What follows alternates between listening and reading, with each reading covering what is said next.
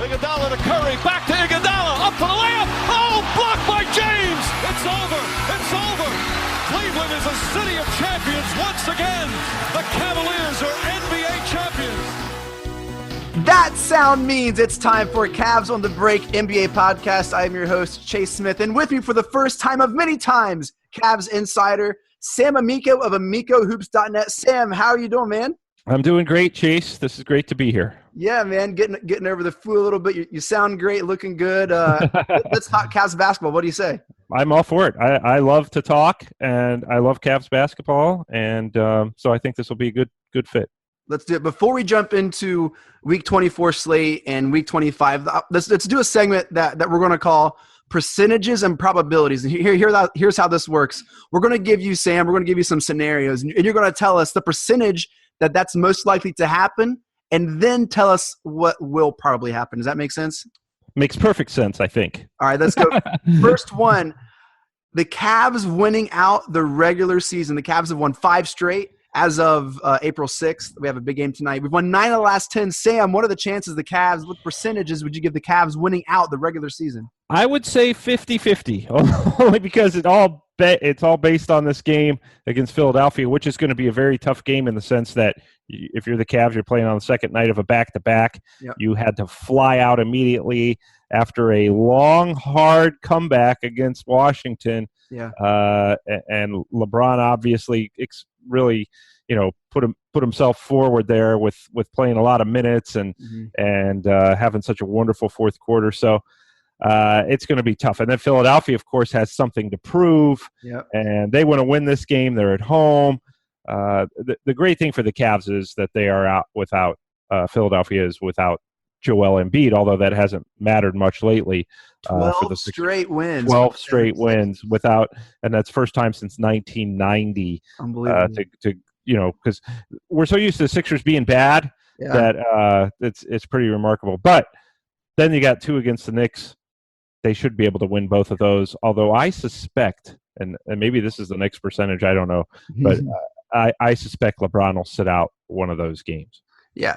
So that'll be the first game he'd miss, right? Yes, he's played in all 79 so far.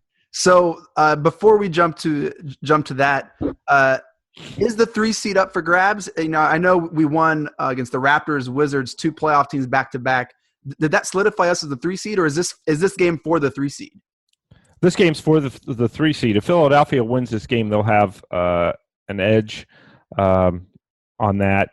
I think that the teams, if they ended in a tie, Philadelphia would win, but they'd be a game up or a half game up on the Cavs if they were to beat them tonight. But yeah.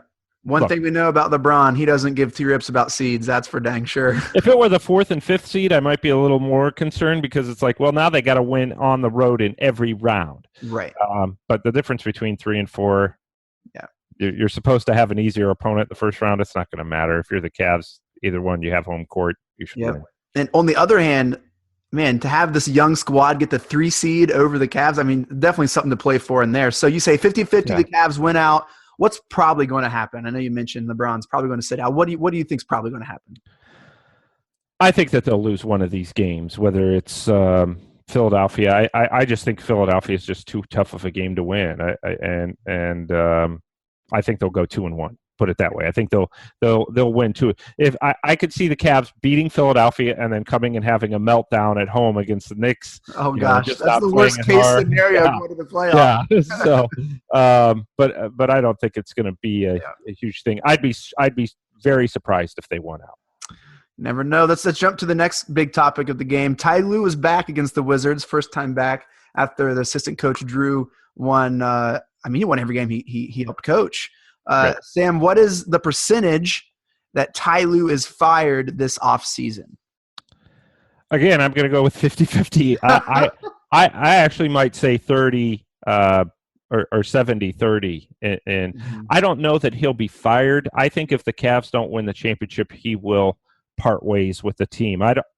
For him, you'll be walking away from some money if you do that. But with the health issues that he had this year, and I think most of them are anxiety, not being a doctor, but that's what it sounds like. They are anxiety and ulcer related.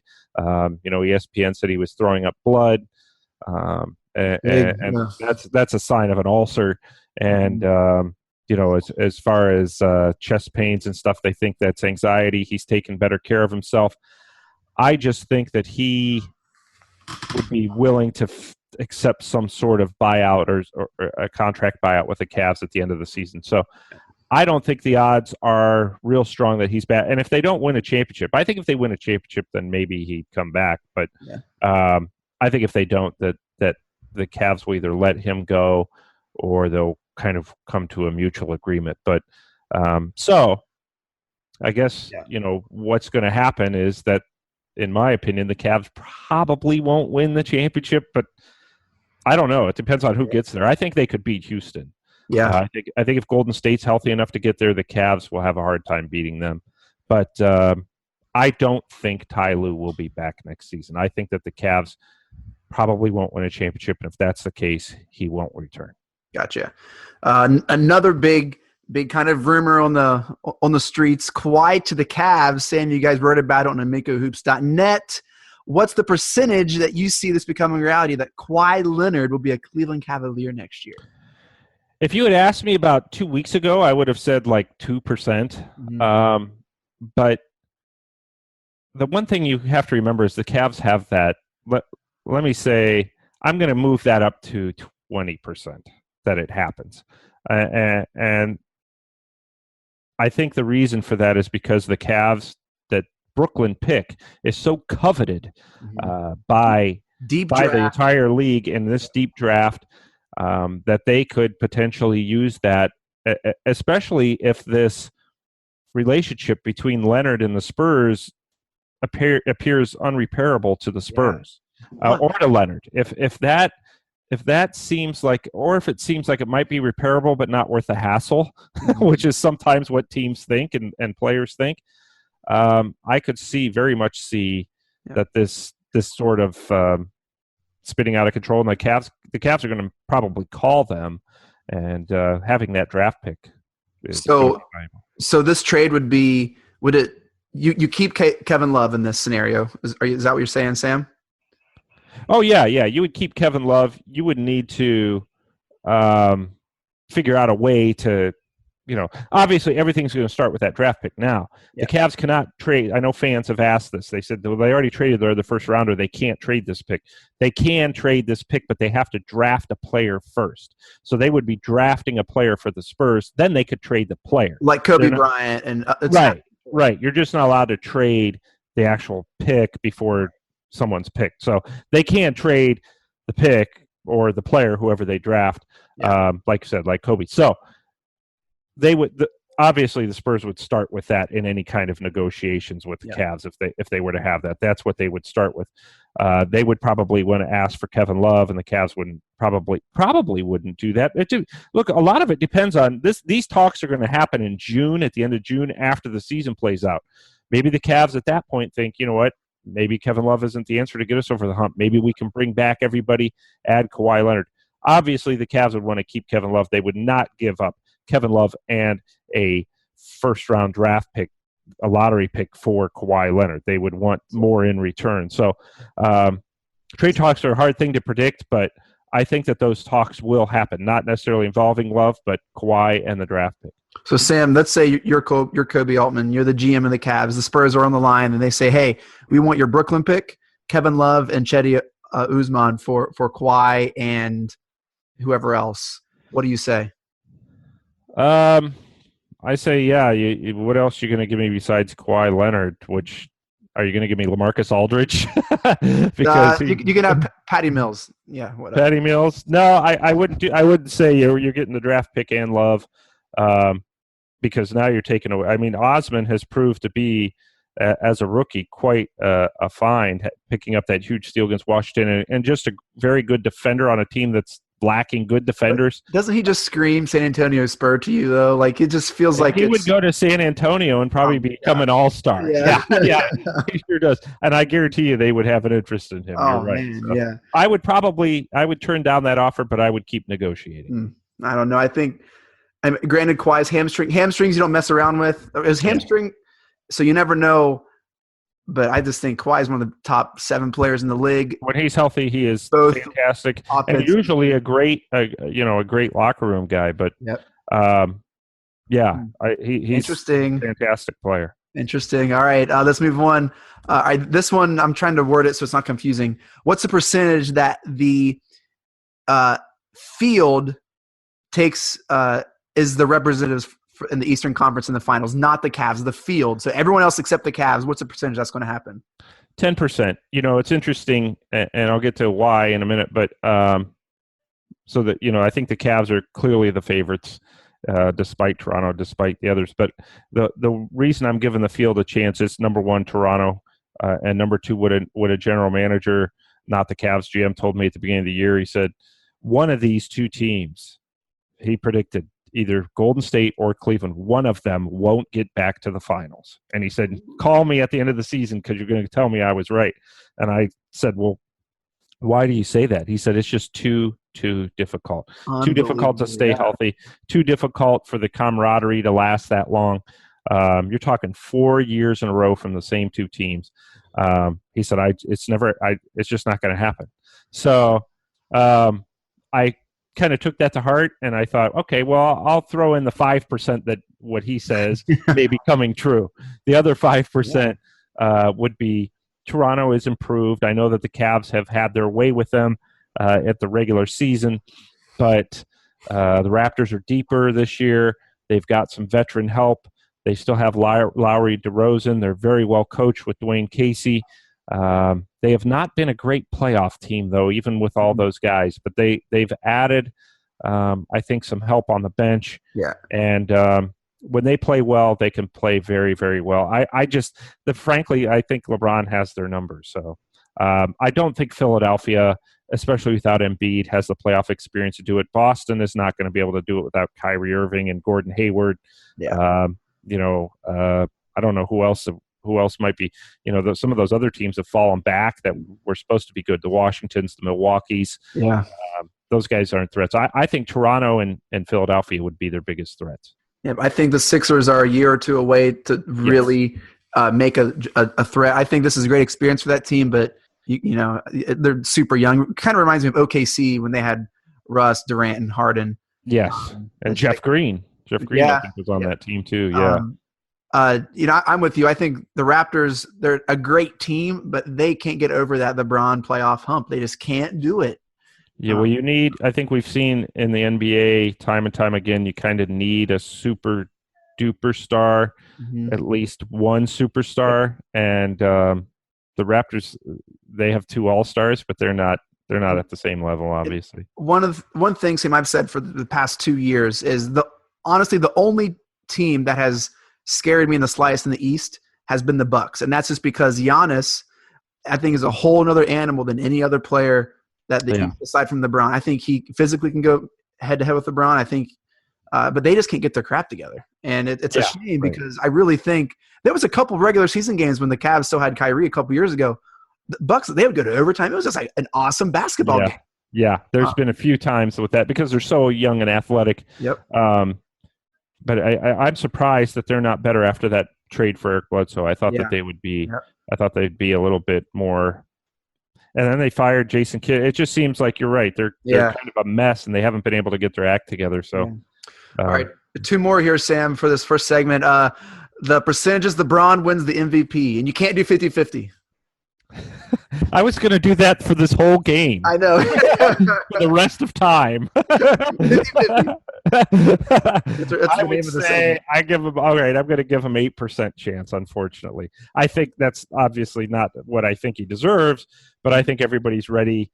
This is a vote of writers, and I believe that the writers are ready to vote James Harden MVP, who has had a fantastic year, and the Rockets have the best record in the league. Mm-hmm. So I think that there's some validity in that if you're going to vote the best guy on the best team every year. So, and it is a regular season award. It's not who's going to do what in the playoffs.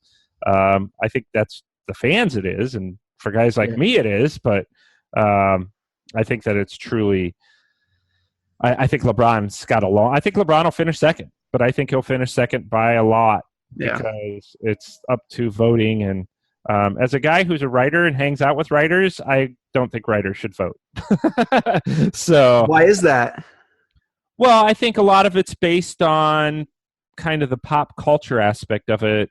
And that's not saying that Harden doesn't deserve it. LeBron does. I just think that there are times when, and LeBron said this year, he should probably win. If you're talking about the best individual player in the game, are you telling me you're going to take James Harden over LeBron James? Right. If that's what the award truly is, I don't take anyone over LeBron James. And LeBron said this, I probably should have won for the last 8 or 9 years. That is true, right. though.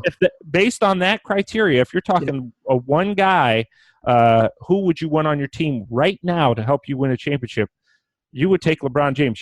People are like, oh, Kevin Durant maybe. I'm like, no, Kevin Durant showed what he could do when he's kind of the one guy, which is not a whole lot. He lost Kevin Durant doesn't get enough credit for blowing a 3-1 lead also, which he did in Oklahoma City. So I think right now, if you're saying, hey, I want my team to go to a championship, who's the one player I'm going to take? It would not be James Harden. It would be LeBron James. But James Harden's going to win the award. I think it's interesting. Last year, we showed that is almost an award of narrative, right? That, Russ, triple-double. Harden clearly was like 0.7 rebounds or whatever assists away from averaging the same thing. Yeah. But Russ got it. And so I think, and I'm going to try to convince you to go a little higher than 8% here, Sam. I think if we look at the narrative, you very easily could convince yourself, man, year 15, 7 straight finals. We were talking just a couple minutes ago how hard it is to go to 4 straight finals. That's overlooked in all of this. For 7 straight seasons, going to be 8, LeBron has played almost 2 more seasons than anybody else, and he's done it at an elite level. Yes. That no one has ever seen before. Right. At 33 years old, it's incredible. But if the Cavs went out with a better record than they had last year and they don't have Kyrie. Yeah, I put it this way. You can make the argument. You can make but a lot of it's based on kind of like there's some personal feelings, of writers who don't like LeBron or those kind of things. Maybe I'll go higher. Okay, I'll go 50%. No, I'm just kidding. I'll go 30%. But I just don't think it's just knowing writers and being around them. I don't think that they'll. Yeah. I think this, like you said, narrative counts for a lot. Unfortunately. So last one here, and this is the big one, Sam. The percentage that LeBron stays in Cleveland come June, July, or whenever he makes that decision. What are we looking at? Whew, that is a big one. Yep. I'm going to say 85-15 that he stays. I think that there is, put it 90-10. I don't want to get everybody's hopes up, but, I know that we've read the reports, or if you haven't seen the reports, that Chris Sheridan, who I think is an excellent reporter, who called LeBron coming back first. He did. And he says, now LeBron has these major issues with Dan Gilbert being a huge Trump supporter, which is actually not true. Dan Gilbert is not a huge Trump supporter. Huh. He supported both parties. He gave money to both parties. So maybe LeBron's just not educated on that, but that'd be a shame if that was the reason he left. That would be. Because of somebody's political beliefs being different than yours. But I don't think that's the case. I think LeBron James wants his kids to go to St. Vincent St. Mary High School and play in LeBron James Gymnasium. And we see LeBron constantly tweeting about St. V basketball. Yep. Which he didn't do when he was in Miami. Right. But now he's here, he's home, he sees it, his kids will get to be a part of it. And put it this way, if LeBron goes to Houston or Philadelphia or something, he's not the type of dad who's going to leave his kids behind. He's super involved in their lives and loves being involved in their lives. He's a very doting father. Yeah. And he's not going to be like, hey, guys, you stay here and go to St. V. I'm going to go to Houston. Yeah. That's just not LeBron.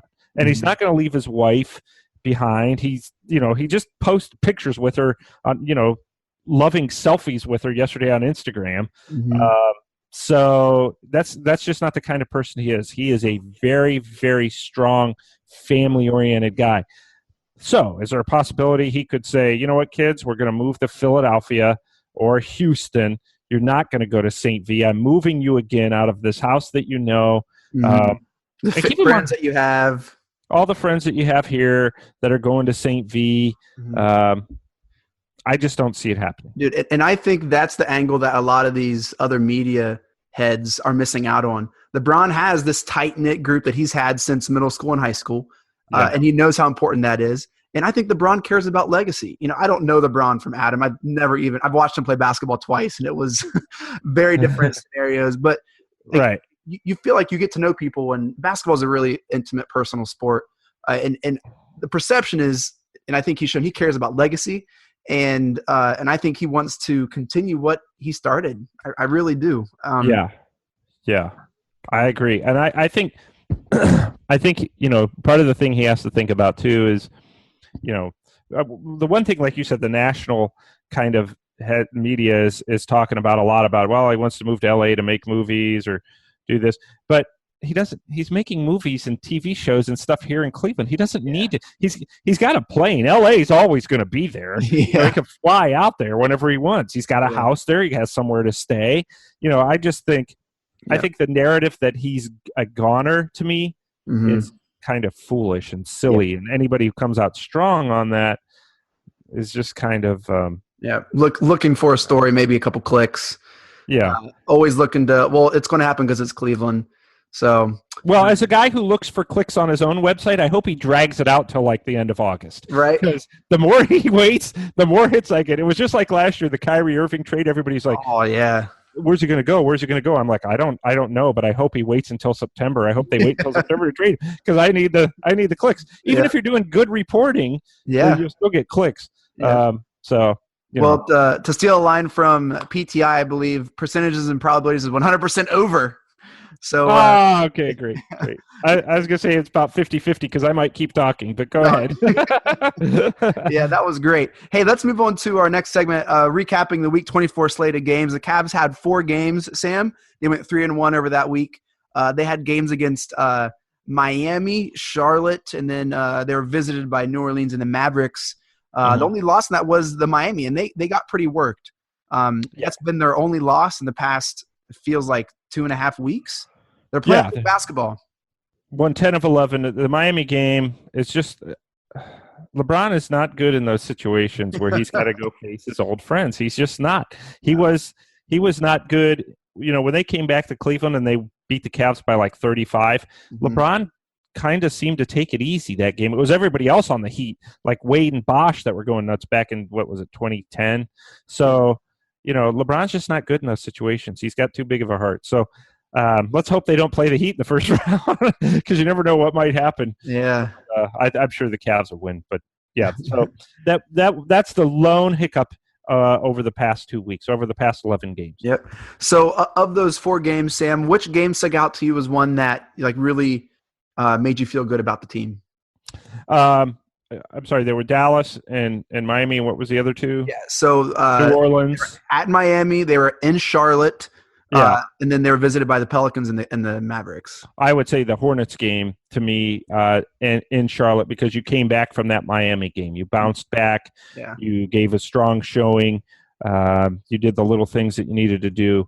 Yeah, and pretty convincing win. Pretty convincing win over a team that at that point, the Hornets had been playing very well. I think they had won 5 straight going into that night. Yep. And it's kind of funny and sad, but they've been on a major tail. After that game, it was like, okay, we're done. Yeah. So I thought that that's the kind of game that the Cavs needed to go in and win. You're going to lose sometimes, which they did in Miami. Got to be able to bounce back, and that's what they've done. Yep. Another player to keep watch on the summer is Kemba Walker. He could be on the move. You never know. I've heard Cleveland is another kind of destination for him as well. You just be on the lookout for that.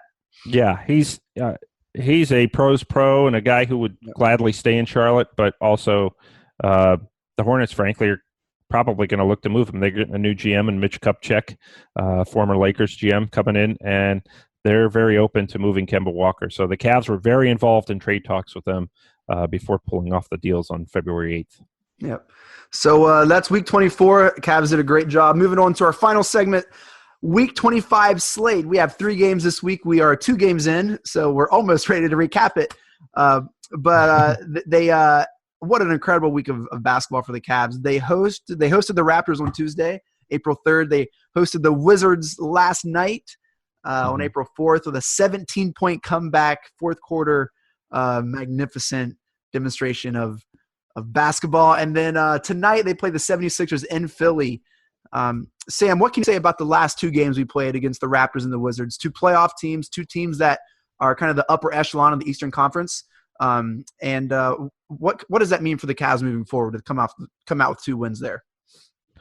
Well, first of all, the Raptors one is always big because I thought that the Raptors in both of those visits to Cleveland, they obviously 2 weeks ago or 2.5 weeks ago, they played in Cleveland too. I thought it was more important for the Raptors to win those games because now you're going to the playoffs thinking, can we beat LeBron James? It doesn't seem like we can still, because of Cavs. So I think did they come to Cleveland a week or like a day early and just to I read that somewhere. Yeah, I think they came in. They really tried. Yeah, right. They really wanted this one, especially after stinking it up 2 weeks ago. So,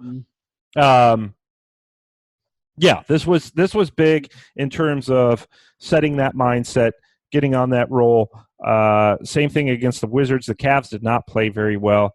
My concerns with the Wizards are Ty Lue came back and suddenly the defense was out of sorts again.